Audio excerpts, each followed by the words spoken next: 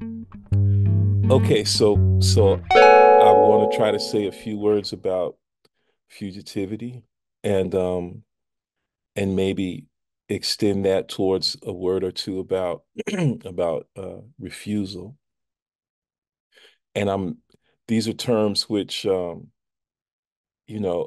very interested in and have been in my own work as a teacher and a writer, but these are also terms that a lot of other people have been involved in and interested in too.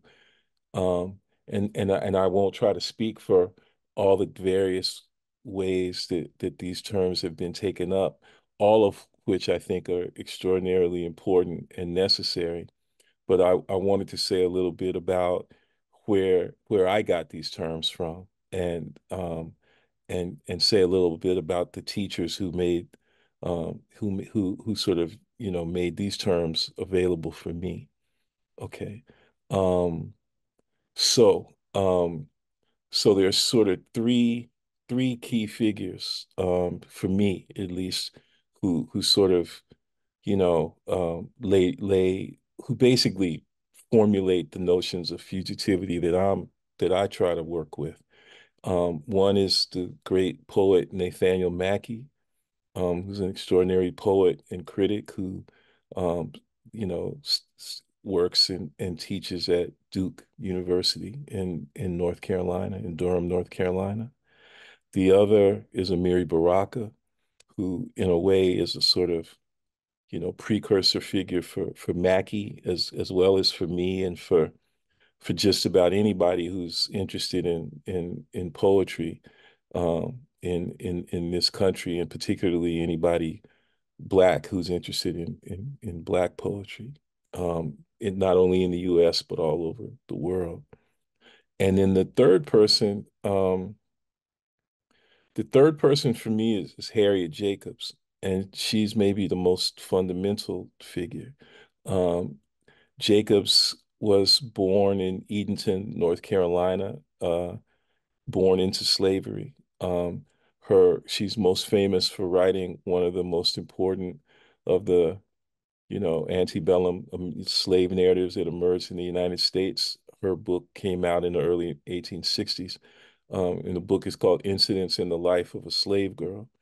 Um, and the book is written under the pseudonym of Linda Brent as a kind of autobiographical text. And it really is a text which is not just about incidents in her life of enslavement, but also an incident or a series of incidents that occurs in the wake of what might be called her escape.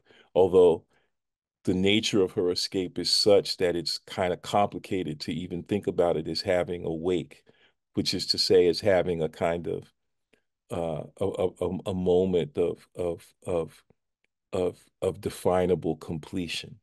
Um, One way to think about Harriet Jacobs is that she not only embodies, but also articulates a notion of fugitivity that is kind of predicated on the idea that escape is constant, that it's never complete, that and in this regard, her her her movement, let's say, against slavery. And when I'm saying movement, I'm explicitly not saying the word flight from slavery. It's not that it doesn't include flight. It's just that often we think about flight as if it were in opposition to fight, and it's not. Flight and fight kind of always go together. And another way to think about that convergence is through the word movement. So that her movement against slavery, which is also always a movement, as it were, within slavery, is still going on, right? It is a movement. Her escape extends beyond, the boundaries of her birth and death, is in other words. Her escape predates her, and it also postdates her too. Um, and this is another one of the kind of complicated, let's say, spatial and temporal sort of anomalies that fugitivity sort of points to, right? It's both before and after her. and it is not confined within the limits of what could be called her own body, right? And I know I don't have that much time, so I won't. Maybe we can get into that a little bit more, when we start, actually talking with one another. Um, but the reason why for me, Jacobs has a kind of pride of place within the context of this notion of fugitivity, as at least as I understand it, is because I think it's important to acknowledge um, that for me at least, on the most fundamental and basic level, fugitivity is a Black feminist practice. Okay. Um, it is Black women's work. And it's just important always to, I think, to keep that in mind. Um, and there's other things that we could say about it within that framework, which again, we maybe hopefully we can get into a little bit later. Um,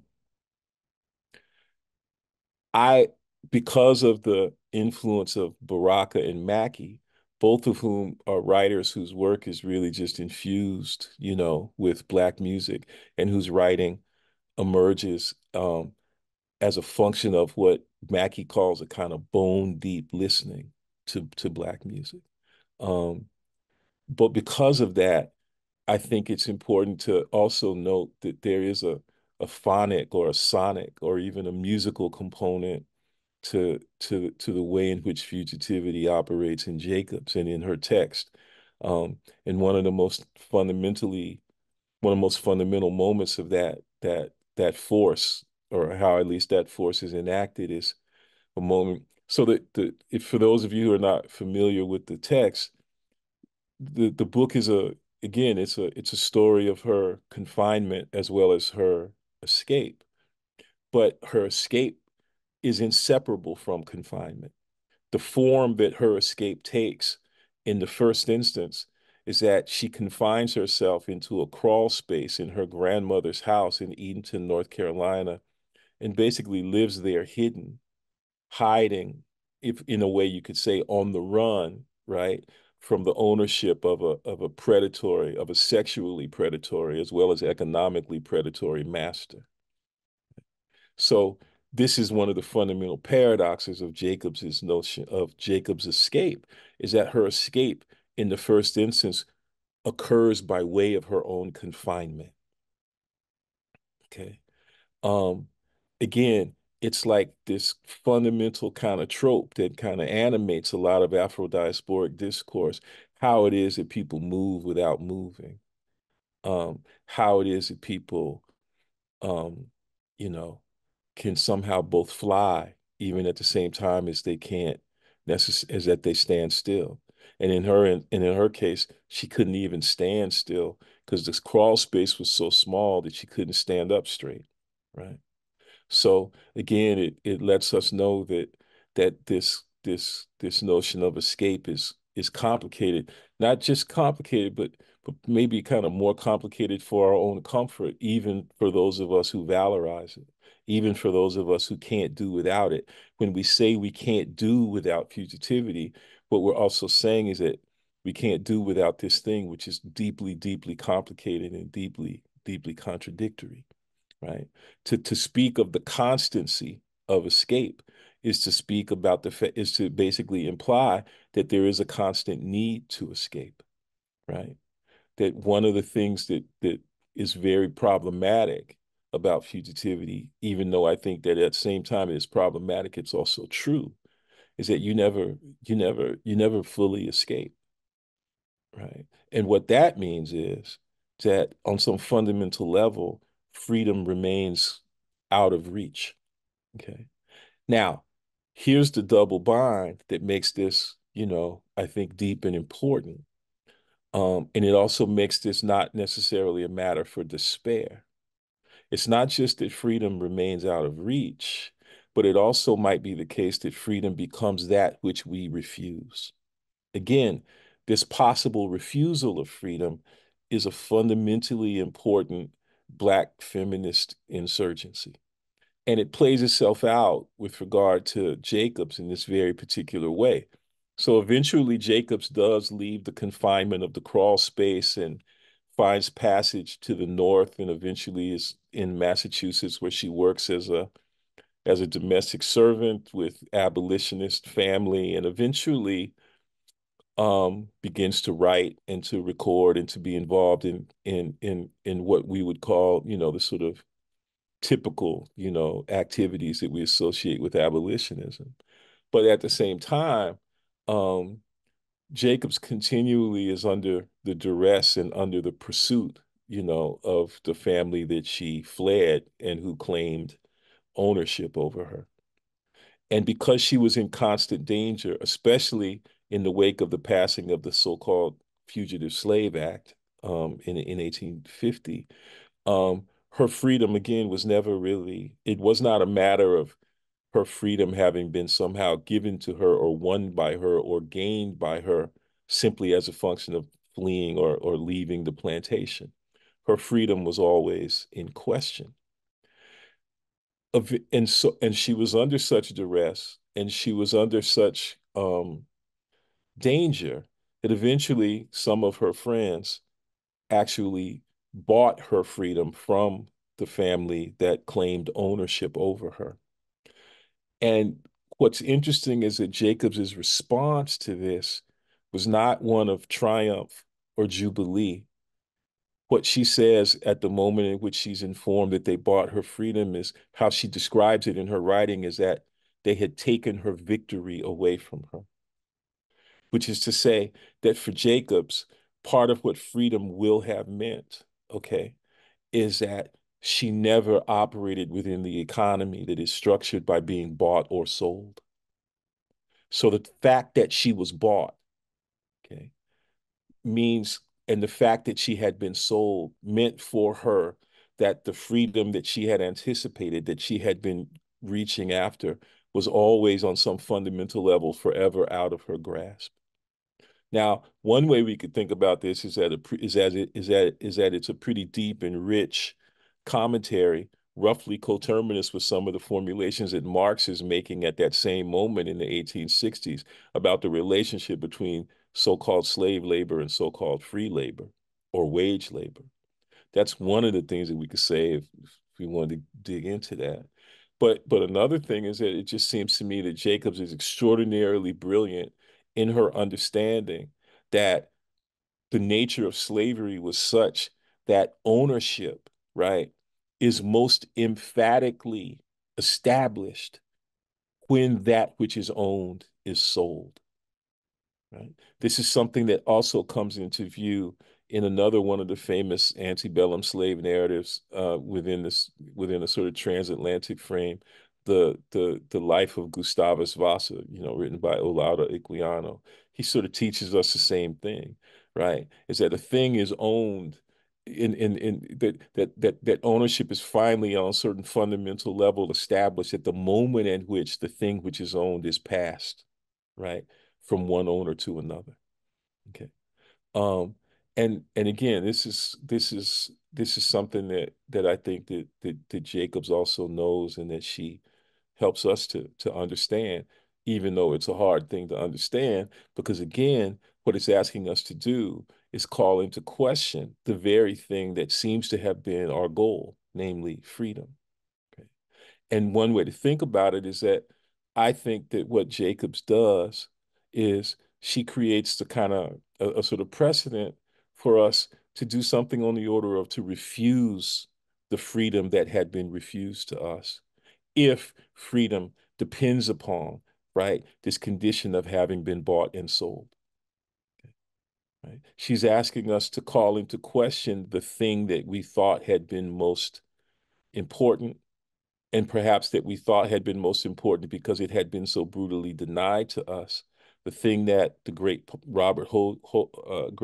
Robert Hayden calls the needful thing. Right? Okay. This problematic of refusing that which has been refused, again, for me, it's like another real fundamental element of Black feminist practice. The example that I often like to use is the example of Fannie Lou Hamer, right? So so it's like it's kind of cool anomaly with Fannie Lou Hamer. She goes immediately in 1964 from demanding that she be seated, you know, with the Mrs. as part of the legitimate Mississippi delegation to the Democratic Party's national convention in you know, in Atlantic City. And by 1965, she's giving speeches against the American involvement in Vietnam on Sproul Plaza at Berkeley, right? And one way I think about the movement between those two things is that Hamer was saying, I don't want to just be an American citizen, right? I don't want to just be free under the terms that have been established within the so-called context of within the context of so-called American citizenship. And again, that moment to me is a moment of refusing that which had been refused to you. At the same time as it is also refusing the power, right, and the legitimate right, or the notion of the legitimate right of the ones who had refused it, right? Okay. So again, that's another element of this notion of fugitivity. Another really cool moment in Jacobs's text is when she talks about listening to the sound of her children playing through the chinks in the wall that she in the crawl space where she was confined, right? And she was listening to the sound of her children, knowing that specifically her son knew that she was in that crawl space. There's this moment in which his sound for her constitutes a kind of beacon, a way in which they share something together, even though they can't touch, even though they can't, you know, and what they're sharing in, right, is precisely this movement of escape. They're sharing in this practice of fugitivity because her son knows that she's up there and he knows that he can't reveal that he knows that she's up there. In other words, he is her accomplice. He accompanies her in this escape, even though she has to leave him there behind when she leaves. Okay. One way to think about it is that this fundamental sense of the accompaniment that constitutes fugitivity is important. That and the way that I like to think of it, especially along with some friends and collaborators of mine, especially my writing partner Stefano Harney, is that the thing about fugitivity is that it calls into question any idea we might have of the singular, definable, separable figure of the fugitive. Okay, right?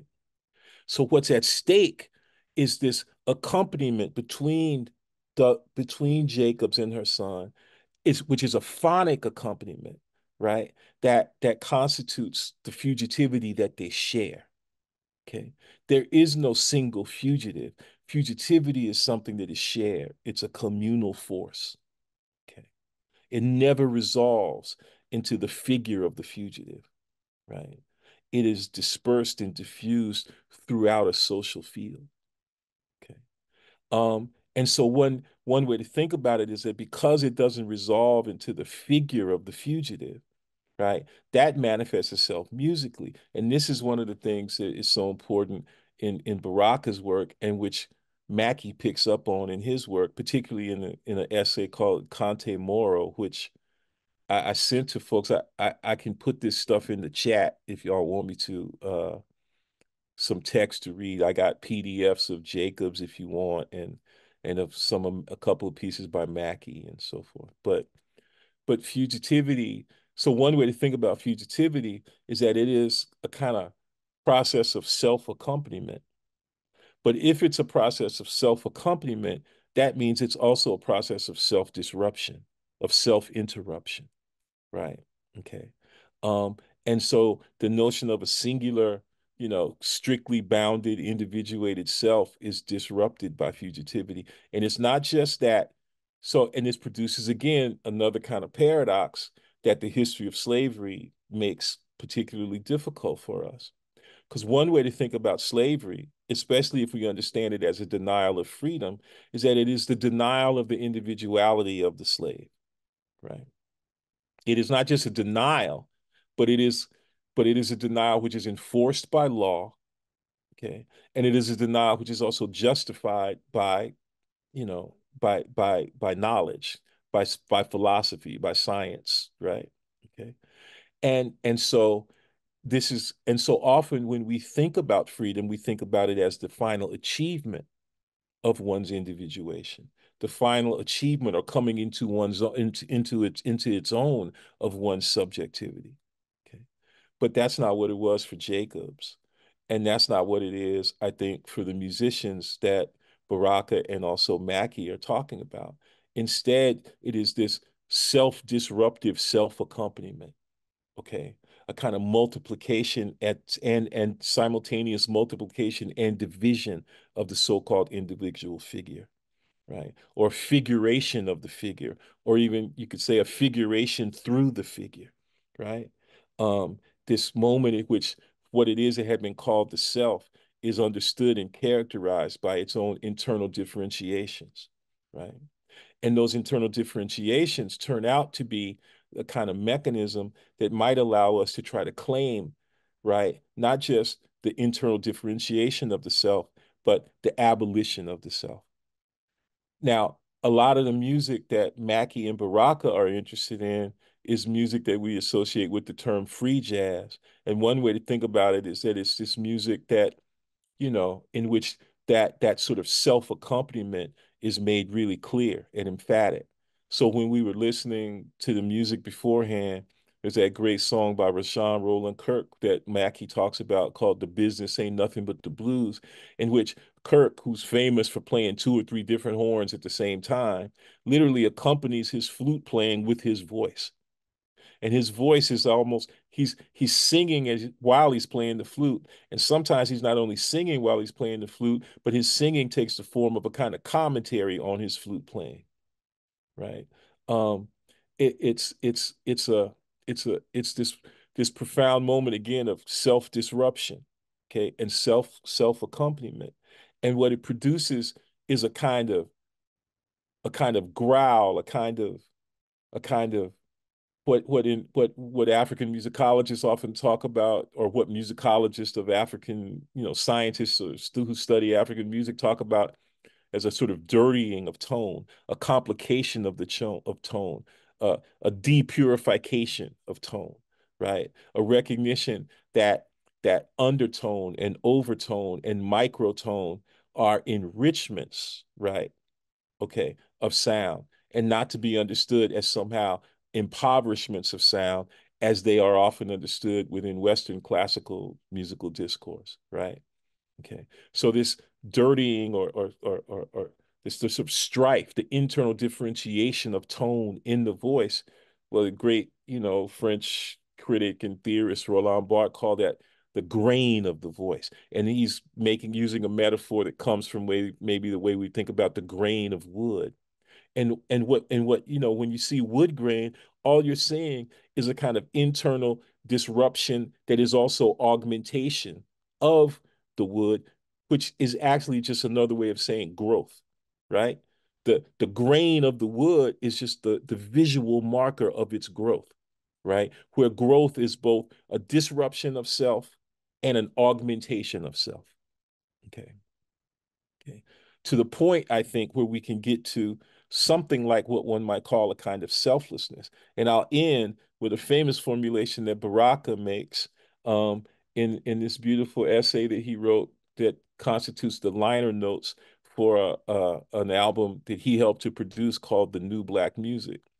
And the last line of that formula of the essay that Baraka wrote is when he says this: the new black music is this: find the self, then kill it. Okay. And if I guess that to me is maybe the most emphatic and the most sort of concise, let's say, definition of fugitivity. Okay. It is this practice of finding the self and then killing it. Okay. Um, so I'll stop there. I think I probably went over my time. I apologize. So Great. Is there any questions in person before we start going to questions on Zoom? We have a question. Yes, first, thank you so much. That was really a wonderful, really, really wonderful. I don't have a well-formulated question, really. I just wanted to hear you talk more about kind of experimentation while you were speaking and talking about the where you get roots for fugitivity. I was thinking of beautiful Beautiful Lies, Social Experiments by Sadia Hartman. I think I'm butchering the title, where she's talking about characters throughout history who mirror characters who appear in Toni Morrison's work, and a lot of them have fugitive characteristics, and she frames it as experimentation. So I just wanted to hear you talk more about that term. Thank you. Okay, thank you. Yeah, I mean, I think experimentation is a fundamental part of it. But and again, it's another one of those sort of double-edged kind of swords, so to speak. Um, I think that we there's a certain kind of oh, okay. I'm sorry, I'm interrupting myself just to say that I can't uh it turns out that I can't really put the text that I was referring to in the chat because the way this Zoom thing is set up is it won't let me uh load stuff up from my computer. Um, so what I will do instead is just write my email address in the chat. And if anybody wants some of these texts, then you could just email me and I can send them to you. So okay, now experimentation. Um, yeah, I mean, so well, one way to think about, the Black experience in the so-called New World is that it's just one long, vicious, brutal, experiment, you know, conducted by madmen who are also scientists, So, um, it to take millions and tens of millions of people from one continent to another, um, in a way that is in fact unprecedented, in world history, is an extraordinarily, experimental thing to do, to imagine, let one way to think about it is simply as a kind of epistemological initiative, what will happen? What will be the ecological and economic impact of doing this horrifically brutal thing, you know? And one way to think about it is that, the the the fact that the world now, is both burning and drowning, at the same time, is testament to the fact that this experiment, really didn't work, right? It is literally an experiment that radically diminishes the capacity of human life to sustain itself on the earth. Okay. Um, uh, and maybe proves in a certain way that human life ought not be given the chance to sustain itself, if there's a disproof of that second formulation, though, one fundamental resource for the disproving that second formulation would be the massive and extraordinary and beautiful structures and effects of fugitivity that have been enacted by the people who were submitted to that experiment. And those practices have themselves, of necessity, also been experimental, right? One could argue that that experimental work began in the hold of the slave ship when, when Yoruba and Igbo and, Fon and various Mandinka had to figure out ways to communicate with one another in in in that space, so that, you know, how the brutality uh of the hold of the ship is not ameliorated by the fact that this communicability actually took place. It's kind of exacerbated by it. But the fact of the matter is that the hold of the slave ship was also a language lab, and a new language was being built, or a range of new languages were being built in that very brutal space of experimentation. Again, so that's a double edge of the term, and I think, yeah, I mean, Hartman's book, Wayward Lives, Beautiful Experiments is again a a very extraordinary testament to this doubleness, to this double edge of experimentation that we continue to live in and through to this day. Thank you, Fred. And Ben, you can go ahead and ask your question. Hi, thank you so much for this talk. This has been really amazing. I'm wondering about intentionality. And so, especially because you talked about kind of the way that these practices are polyvocal and dissolve the self. And so, is it, can people be doing these practices by accident or who don't even support sort of the political end of them? Like what I'm thinking is if you read a poet, for instance, who had bad politics or something like that, Mm-hmm. um, then but you find in them a voice that seems to you to be performing a practice that they can't even themselves hear in their voice, is that as legitimate as someone who's kind of trying to sit in this space and produce a practice in a more intentional way? Well, I would say, Ben, that well, there's, great philosopher from and poet from Martinique named Edouard Glissant, who wrote a lovely book called Poetic Intention. But I kind of feel like, that book is I think also in a way a kind of a critique of poetic intention. Or another way to put it would be that what it's interested in is something like what we might call the already existing sociality and socialization of intention.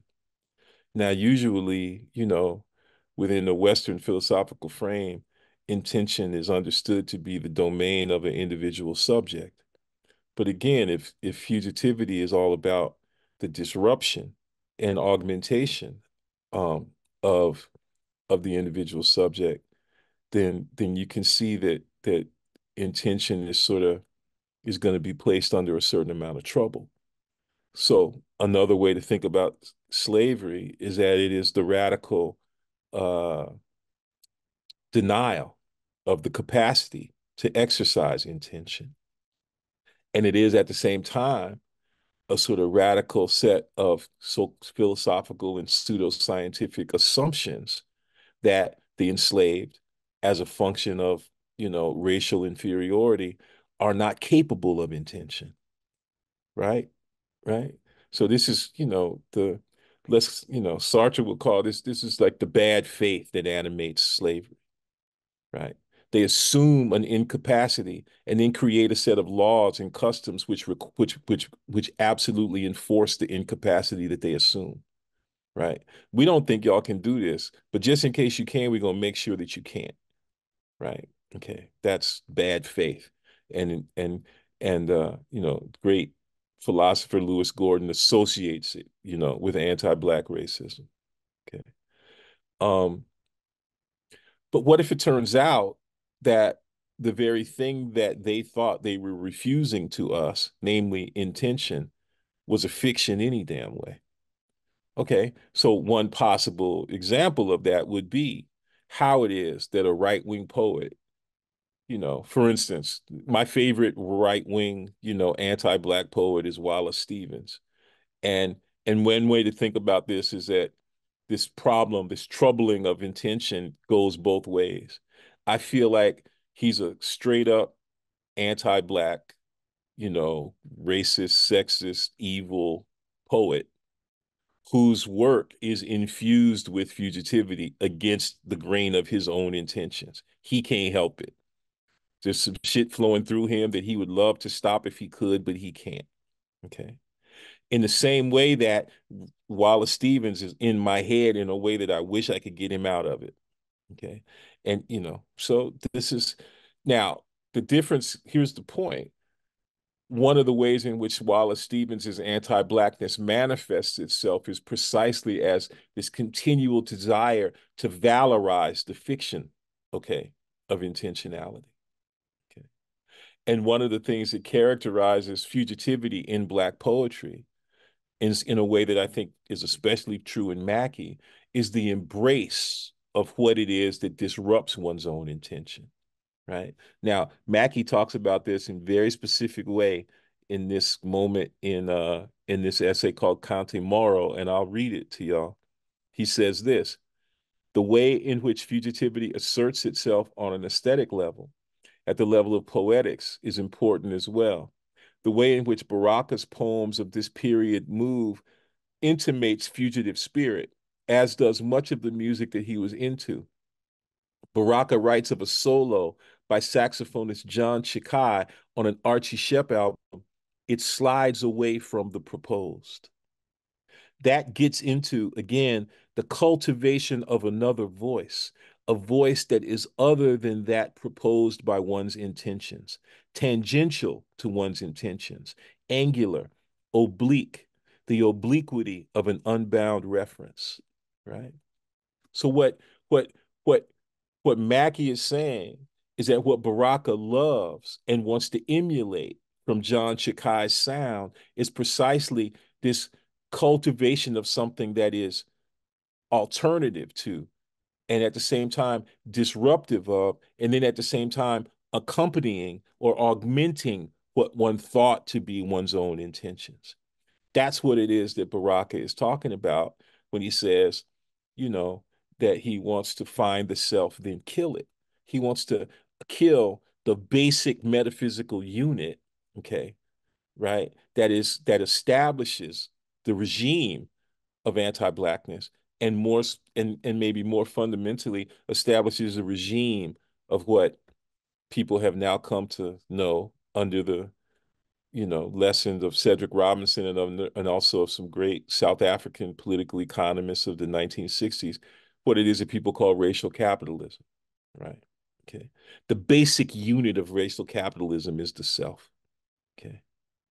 Okay. And the basic mechanism of racial capitalism, right, which is predicated on the assumption of private property and is predicated on the notion that to be a true self, to be a fully fledged self, you have to own something, right? Okay. That basic formulation is again, it's all bound up um with this problematic notion of intention. Okay. And I guess sorry, I'm so long-winded with these answers, but the main thing I guess I would say, Ben, is that, the poetry that we love, the art that we love is art that goes beyond the intention of the artist, right? Um, so We got a question in person. Hi, Fred. My name is Melaine. okay. I'm a student of Black Studies, and I've read your and Harney's Undercommons a lot on Black Study. And I think something I've been stewing with that I'm really concerned about is this preemptive naming of fugitivity, Mm-hmm. specifically within academic spaces where folks are naming their practices as fugitive, or naming their resistance or naming their radicality as their practice or as part of the process of their practice. And I was wondering if you could speak to the dangers of naming and coining fugitivity. And if that could even exist. I know you mentioned Jacobs, and we can post date kind of fugitive practices, but I'm wondering about the relationality of it. And can one be a fugitive, call themselves a fugitive publicly, and name their works, their practices as such as they're doing them? And I'm wondering what good is that if, I guess the second question then is, how do we find fugitive peoples without naming them? How do we find each other? And then how do we find each other at the risk of oversharing and kind of giving our secrets to those who we are against? Well, okay. Thank you for the question, Malin. It's like uh, there's a bunch of different angles to it. Um, so I try to see if I can address some of them in a real simple way, and then the others, I think they don't lend themselves to any kind of simplicity.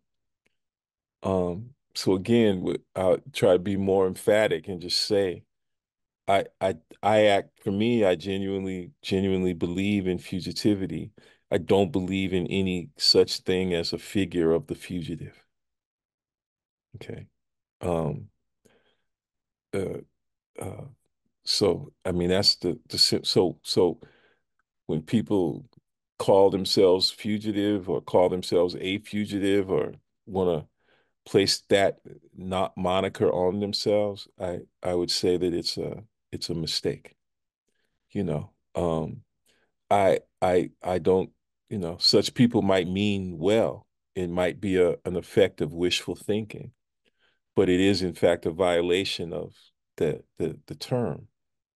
And then I would also say that even the term fugitivity, to the extent that it could become something like a name or a brand, then it also participates in that mistakenness.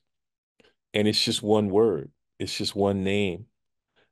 It's not the unique name of the phenomenon that we're invested in.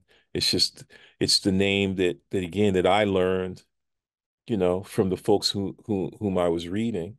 I think it has a particular kind of resonance for Black folks in the so-called New World, and those of us who have, you know, uh, who are marked, and share, in the heritage of the enslaved. The notion of fugitivity and that name even is important to us. But the practice that we call fugitivity operates in excess even of the name fugitivity, right? So, and that's not just a fundamental part of this practice. That's got something to do with the very nature of naming, right? And of the relationship between, let's say, what we might call names and things. Okay. Now, which then gets us to another problem, which is a kind of larger problem. I mean,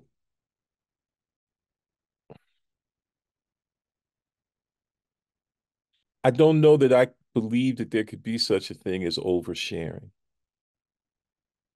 Okay.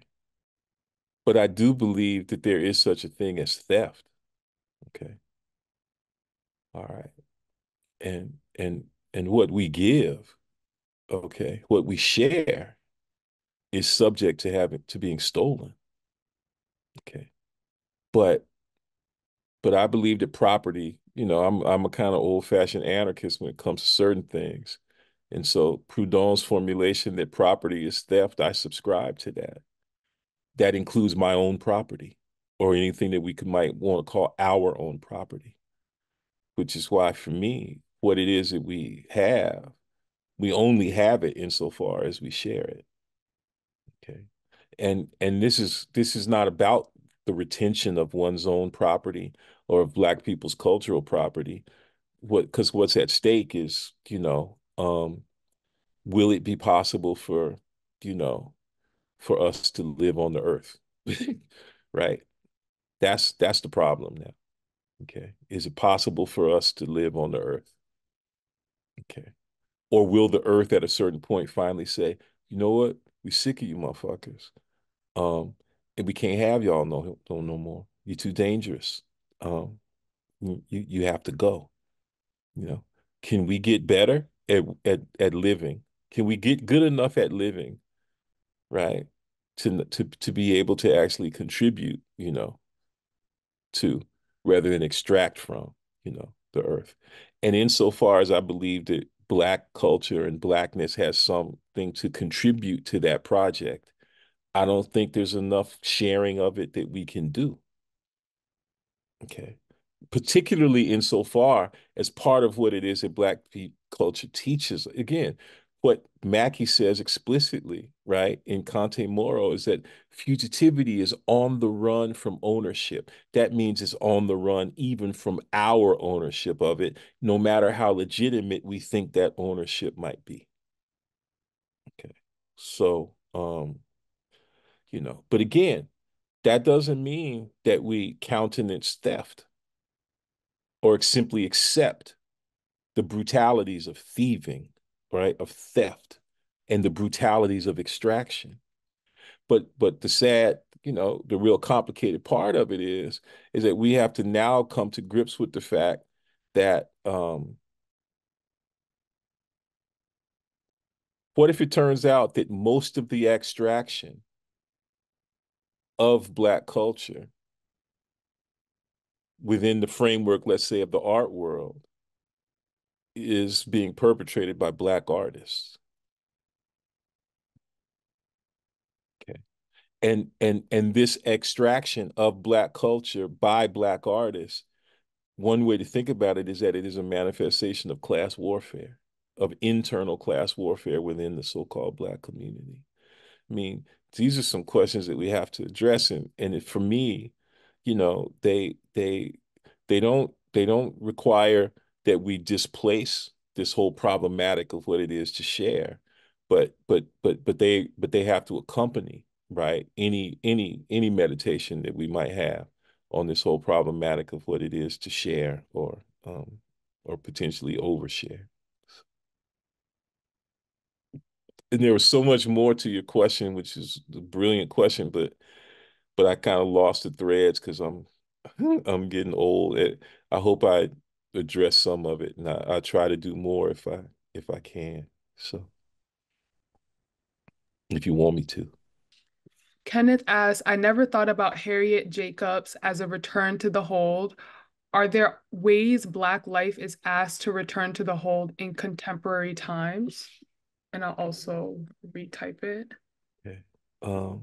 Yeah, I mean, well, that phrase "return to the hold" is a phrase of Frank Wilderson's that's in the I can't remember if it's the preface or the intro, or maybe it's the acknowledgments of his book Red, White, and Black, and to me it remains to be as a extraordinarily resonant phrase. He says we sometimes we have to return to the hold, um, and despite our fantasies of flight, and of course one of the things that's really trenchant about that phrase is that it feels like it kind of perfectly, it almost perfectly describes Harriet Jacobs' own itinerary.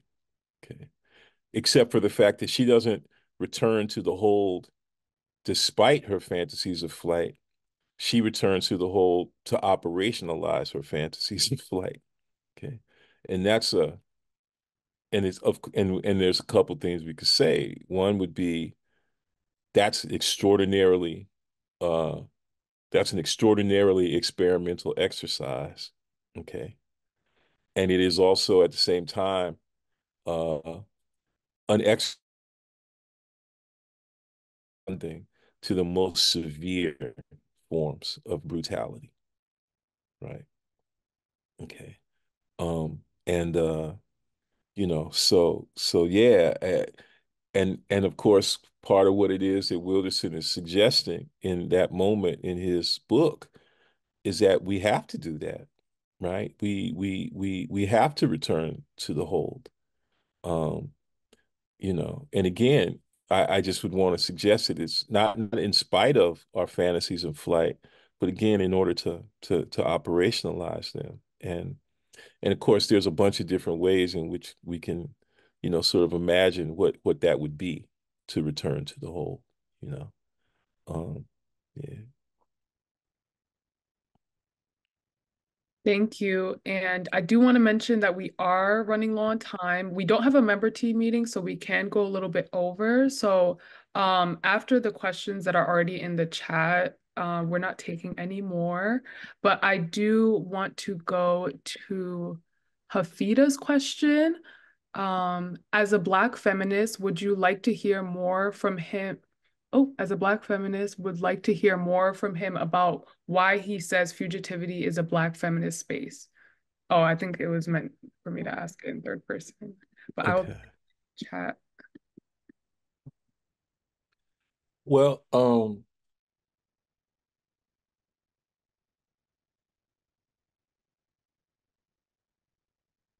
so I guess I've always been kind of, so one way to think about it is that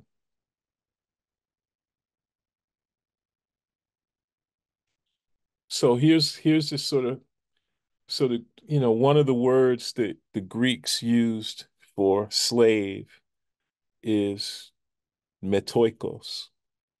Okay. And the met, that's meta, that's the same root that our prefix meta comes from. And meta usually means outside of. Okay. And oikos, is the Greek word for house or home. So that the slave is one who is outside of the home, right? Which indicates not just a kind of homelessness, but a kind of exilic, cast out sort of homelessness, one who cannot become a citizen, and that's the fundamental opposition between metoikos and the citizen, you know, um, so that the slave is the one who is outside the house. But we also know that at the same time, the slave is the one who makes the household possible. Okay. So what it is to be enslaved is to be both radically incorporated into the household and at the same time radically detached from or exiled from any kind of notion of home or of the house. It's both, right? Um, Sort of neither inside nor outside because both inside and outside, right? And it seems to me that this figure of the one who is outside the house but who makes the house or home possible, that figuration has been most brutally and viciously imposed upon Black women.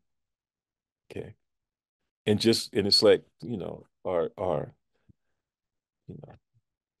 for me, our most important, you know like if we have to think about individual figures as individual Black intellectuals, then if I got to think about Black intellectuality by way of the individual figure, then the most important and indispensable individual figure for me is Hortense Spillers. And as she says in her great essay called Mama's Baby, Papa's Maybe, she begins with the formulation that if the Black woman hadn't existed, she would have had to have been invented, right?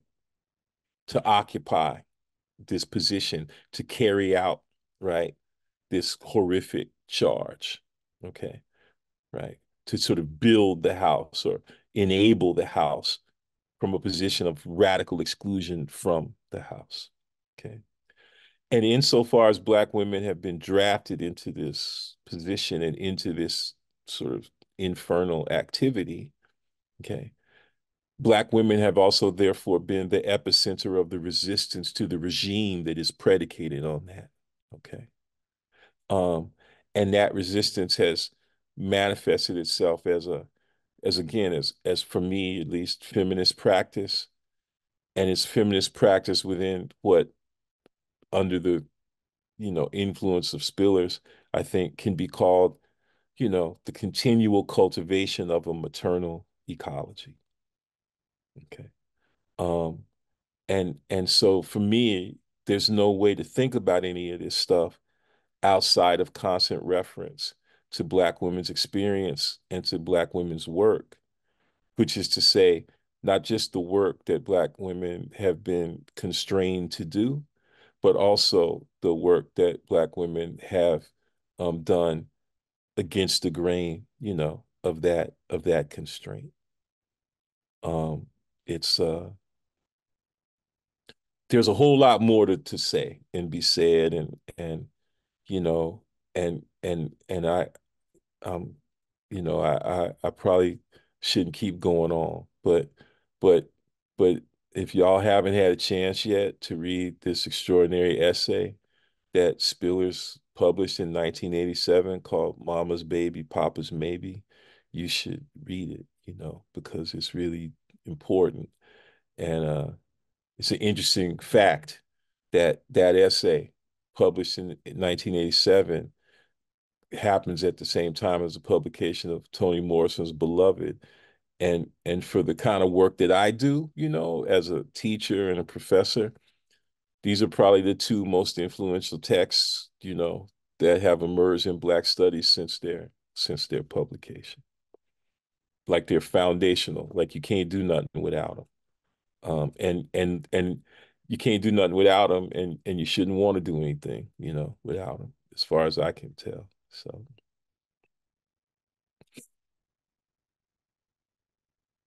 Thank you. And I will pass it to Will, who had a question, to read the question out loud. Hello, and thank you so much, just for all of the knowledge and sharing that you've dropped. My question is, if the experiment of transatlantic slavery shapes the conditions of our present day, then can you share with us a vision for a Black experiment that would shape the conditions of tomorrow? Okay. Is Will? Is it Yes. Will? Okay, thank you. Thank you, Will. Nah, man, I've been thinking about this a lot, and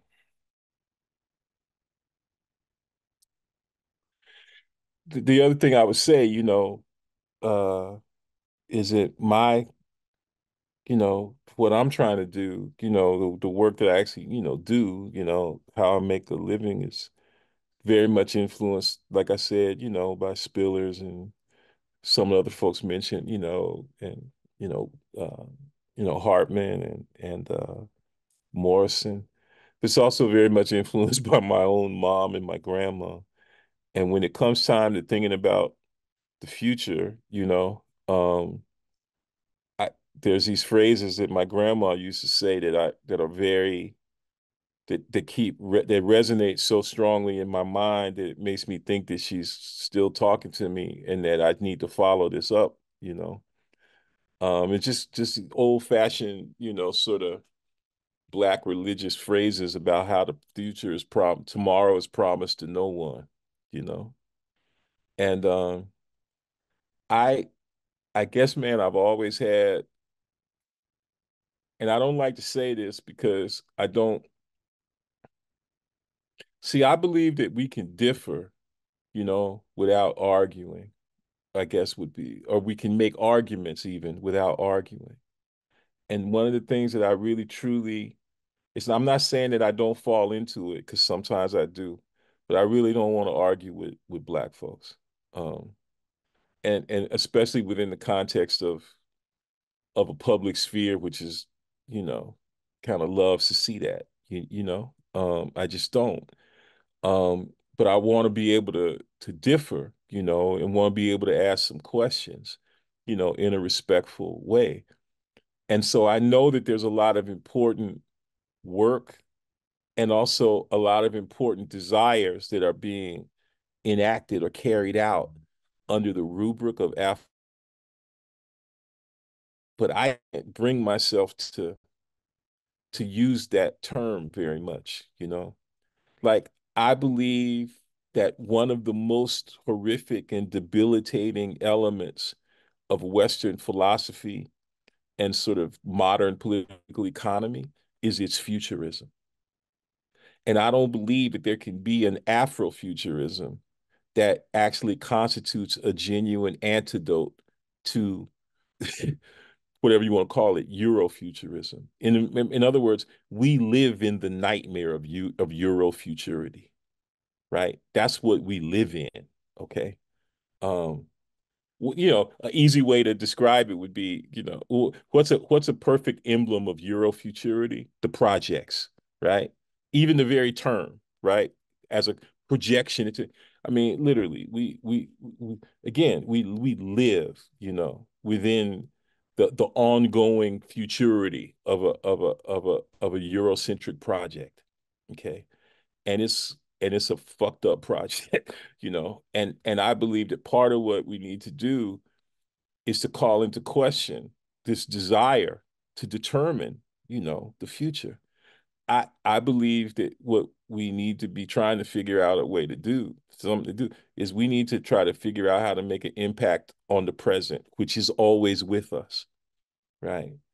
it's we need to be involved in this practice of presencing, so to speak, um, and and it's a it's a and like I said, I know it's everybody's ready to go. I don't want to keep going on forever. We can talk about it another. This whole thing of dealing with and working in the present, seems to me to be really, really, really important, you know, um, and sort of detaching ourselves, from this dream of being able to determine the future, right? That's a really important. That's something worth. Yeah, let's put it this way. I could be wrong, and I'm happy if somebody proves that I'm wrong, and I'll say I'm wrong. But I do think that what I'm saying at least deserves some consideration.